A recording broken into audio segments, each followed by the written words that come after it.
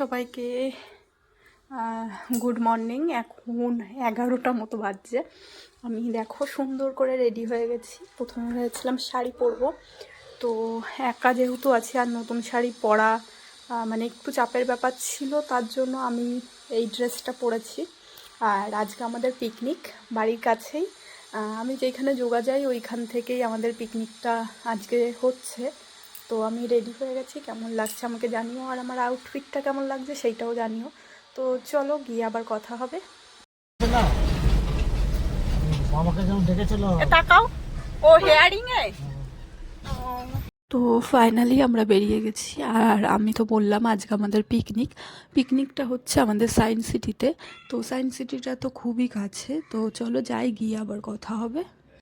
আমরা চলে এসেছি এখন। আমাদের পিকনিকটা হচ্ছে এইখানেই। এই টাইমটাই ভালো, বেশ না গরম না বেশি ঠান্ডা, তাই না? তো আমি তো এসে সবার সাথে দেখা করে নিয়েছি, আর আমরা যোগা সেন্টারের থেকে এসেছি, আমরা যেইখানে যোগা করি ওইখান থেকেই নিয়ে এসছে পিকনিকে। আসার সাথে সাথে কফি দিয়ে দিয়েছে, খেয়ে নিয়েছি। আর এইখানে আমি একটু দোলনা খাচ্ছিলাম, অনেক দিন পরে দোলনায় চেপেছি। আমি দোলনায় সেইভাবে চাপতে পারি না, কারণ আমার প্রচণ্ড মাথা ঘোরায়। আর এইখানে একটু চেপেছি, বেশ ভালোই লাগছিল। তো দোলনায় খাওয়া হয়ে গেছে।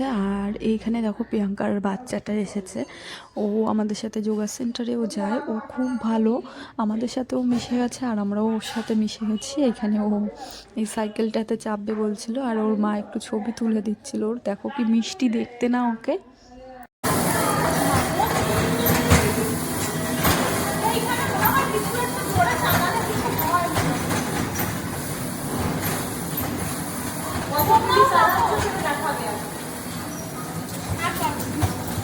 তো এই যে সায়েন্স সিটির ভেতরে একটা সেই আয়নার মতো আছে, ওইটাকে ভুলভুলাইয়া না কি বলে আমি ঠিক জানি না। তো এখানেই আমরা ঢুকেছিলাম, আর সব থেকে মজা পেয়েছে প্রিয়াঙ্কার ছেলেটা। ও যেহেতু ছোট, ও খুব মজা পেয়েছে। আর এইটা তো খুব একটা বড় না, যদি বড় হতো তাহলে আরও বেশি মজা হতো। তো চলো এখন বাইরে যাই।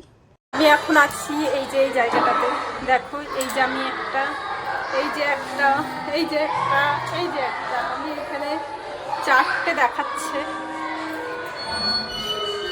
তো আমি এর আগে পরেও এসেছি সায়েন্স সিটিতে, কিন্তু এই যে এই জায়গাটাতে প্রথমবার এলাম। আর এখানে না নারকেল আর যে লেবুটা ছিল ওই দুটো তোলা যাচ্ছিল, তো তুলে আমি ওদের বলছিলাম যে খাবে কিনা, আর বেশ ভালোই লাগছিল আমার।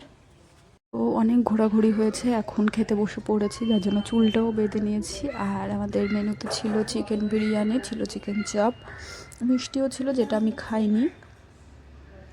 তো ফাইনালি আমাদের খাওয়া দাওয়া কমপ্লিট হয়ে গেছে, এখন আমরা একটু ছবি তুলে যাব বাড়িতে।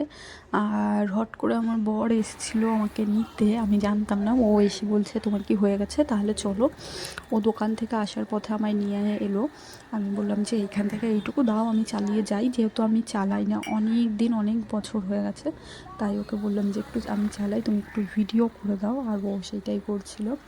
এখন আমরা যাচ্ছি বাড়িতে। তো চলো বাড়ি যাই, গিয়ে কথা হবে। চিকু গো, কোথায় গেছিলাম মামি? তোমায় নিয়েছি, নেব না তোমায়।